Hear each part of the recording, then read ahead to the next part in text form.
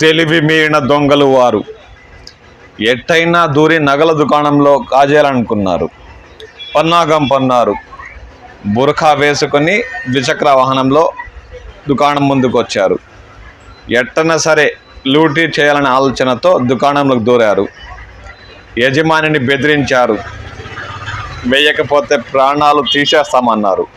కానీ ఆ యజమాని గుండె ధైర్యానికి మనం సెల్యూట్ చేయాల్సిందే.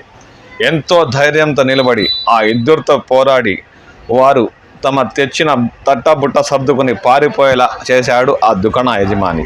ఈ ఘటన హైదరాబాద్ మేడ్చల్ పట్టణంలో జరిగింది. ఆ దృశ్యాలంటే మనం ఈ సీసీ కెమెరా రికార్డ్ అయిన వీడియోలో చూద్దాం.